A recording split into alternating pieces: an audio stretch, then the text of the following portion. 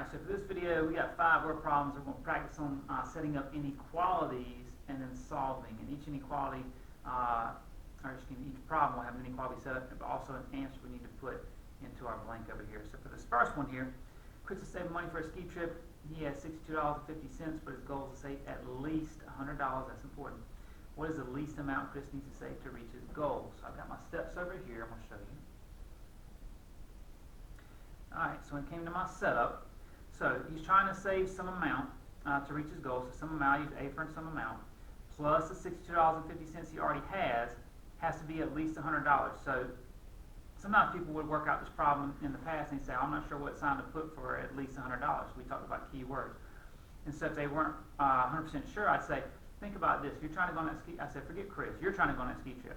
And you have to pay that person at least $100 to get on that bus to go on that ski trip. I said, can you pay them $99? They're like, no. I said, can you pay them $100? Yeah. What about 101? Yeah. I said, okay, so you're basically telling me you can pay them $100 or anything greater than $100 to go on that ski trip. That'd be at least $100. And they're like, yeah, I get it now. So if it says at least, that's going to be the greater than or equal to symbol, because they can pay them anything greater than $100 to go on that trip, or they can pay them right at $100 and still go on that trip. So once we got our setup over here, start the solving process. So just like we've been doing for equation steps, they come back into play here. Opposite of adding 6250 is subtracting 6250. Do it to one side, do it to the other side. Now I didn't show you all the, I really should have a decimal here and 0, 0, and do all the barring and stuff. I didn't do all of that. But once you end up getting your final answer, you get $37.50. Notice I just brought the variable down and the equation, not equation, sorry, inequality down here. So the amount you need has to be greater than or equal to $37.50. So to answer the final piece over here, it says what's the least amount that you could have to go on that trip. The smallest amount you could have would be $37.50. Now you could have had $38 or $40 or $50 that you could have saved and still gone on that trip, but the least amount you would need to still go on that trip would be at $37.50. Alright, let's check out this next problem here. Alright, let's see, you're going to spend less than $100 on a new soccer ball and shoes. The ball is $24. So what's the greatest amount as a whole number? Because you can think about money, you can have decimals of that. So what's the greatest amount as a whole number that you have to spend on shoes? So let's talk about how we can set up and solve this problem. Alright, so our setup here, you're trying to get a certain amount of money to spend for shoes. I'll put S for shoes. You already got a ball costing $24, so the amount of shoes, the amount you're going to pay for shoes, plus $24 you're going to pay for the ball, has to be, it tells you right here, less than $100. This kind of helps you out and give you the actual term that you're going to use for the symbol. So less than 100, so that less than sign 100. So start the solving process. So subtract 24 on both sides. So you bring down the letter, bring down the less than sign, subtract here to get 76. Now here's where it gets tricky. It says what's the greatest amount you have to spend on shoes. So you have up to $76, not including. It doesn't have the line underneath it. If it had a line underneath it, you could be using 76 for your answer. But because it doesn't have the line underneath it, you cannot include 76. So any amount less than 76 would work for this here. So therefore the greatest amount, in other words, the greatest number that's still less than 76, would be 75 for that final answer there as a whole number. So once again, the greatest amount that's still less than 76 is 75. In other words, the biggest number up to 76, it's not including 76, is 75. Alright. Let's check out number 18.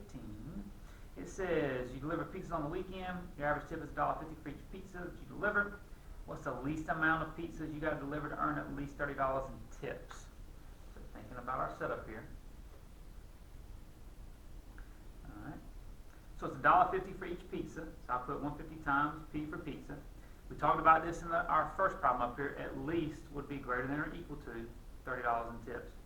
From here, I start my solving process. Opposite of multiplying by $1.50 be dividing by $1.50. Do it to one side, do it to the other side. Now I kind of showed you my division over here. If you're doing it the manual way, so when you divide 30 by $1.50, you get 20. So therefore, you have to deliver at least 20 pizzas. So anything greater than 20 or equal to 20 would work there. So 20 is the least amount I can deliver and still get $30 in tips. Alright. I'm going to have you pause the video. I'll scoop this up. And I'm going to have you try 19 and 20 down here. So take a second, pause the video, see if you can set up an inequality and then solve it. Make sure you get a final answer down here. Just not the whole inequality, like we've already been showing you. Just one number goes into each one of these blanks. Alright, take a second, pause. Alright, let's see how you did. So, for number 19, It's $2 for every magazine subscription. And that's trying to figure out how many subscriptions you have to sell. So 2 times, I'll put M for magazine subscriptions. Plus you already get $10 a week, that's your salary. And it has to be at least $40. We're at least again, so greater than or equal to 40 should have been what you had. So once you do the solving process here by subtracting 10 and dividing by 2, you have to sell at least 15 magazines. So greater than 15 or equal to 15. So the least amount that still makes this true would be 15. So the smallest number that you can fit in here would be 15. Because remember, you can use 15, 16, 17, 18, so forth. But the least amount would be 15. And then down here finally for number 20, it said the product, and that's multiplying, of an integer and -7, so I said -7 times some number, is less than -56, so less than -56. Find the least integer. That just means find the smallest number that meets this condition. And so over here, what you will do is divide both sides by -7. Don't forget, divide by a positive and nothing to the symbol. Divide by a negative, switch goes the symbol. Notice less than became greater than down here. Don't make that mistake, okay? And when you divide -56 and -7, you get +8. So therefore, it says, what is the least integer? Remember, I told you that means just what's the smallest number that meets this condition. The smallest number that's still greater than 8. Think about all the numbers that are greater than 8. 9, 10, 11, 12, 13, 14. The smallest number that's still greater than 8 would be 9. Therefore, that's your final answer on this one here. So these can be tough at times, but just take your time, read them through, look for keywords, and you'll be fine with these. Remember, you're using equation steps, so when you solve these with the equation steps, it's the same thing you've been doing for weeks now. I'm sure you'll be fine once you get the hang of this. All right. See you.